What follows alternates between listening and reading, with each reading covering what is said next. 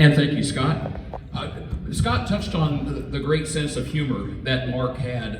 He was so quick-witted, and in the same vein of what Scott was just discussing, I went back, looked at some old emails, and sat down and thought about some conversations I'd had with Mark, and that sense of humor is something that I will dearly miss, and I always got a kick out of it. I found an email where, from time to time, friends can have their squabbles and have their differences, and I really don't recall what had happened here, but I found an email from 10 years ago. And among our circle of friends, Scott had mentioned a number of the folks, Rob Harder, of course, a good friend of Mark's and of the Gilbert family and of all of ours. And apparently, we often would send group emails back and forth. And sometimes we agreed on things and sometimes we didn't. And of course, everybody would always walk away friends. But I found an email from Mark. He said, after seeing a little squabbling between you, Mr. Beal, and Mr. Harder, I guess I now know how Ringo felt.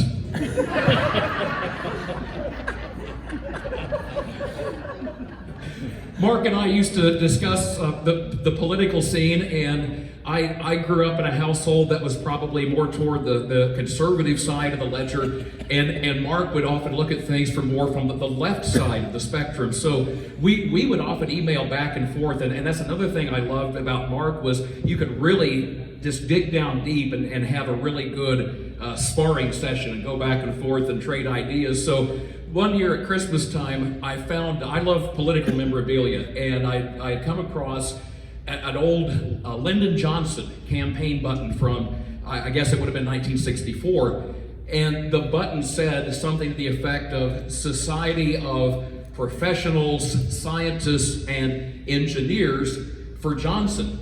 And of course, given Mark's own background as an engineer and what he had done in his career, I thought, I bet Mark might enjoy that. So I mailed it to Mark for Christmas. And he sent me a note back, and he said, I just want to thank you so much for the thoughtful gesture of the Lyndon Johnson button that you sent me. And he said, if I may quote the late Lyndon Johnson, you, sir, are one magnificent bastard.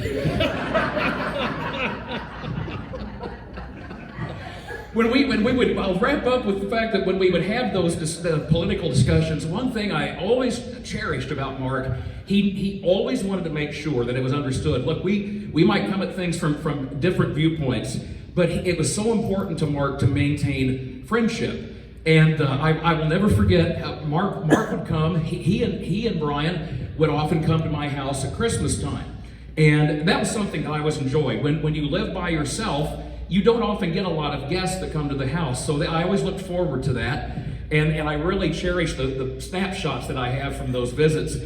And I remember Mark came to the house at Christmas one year, and he had a box, and it was all wrapped up, and he said, hey, look, he said, I know we have some pretty intense political discussions from time to time. He said, I got you this, and he said, I just want to make sure, there's no hard feelings, and you understand, don't you? I respect you, I respect your viewpoint. I said, sure. So he said, okay, so we'll go ahead and open this up. So I opened up the box, and I pulled out the gift, and it's a ball cap that says Piatt County Democrats.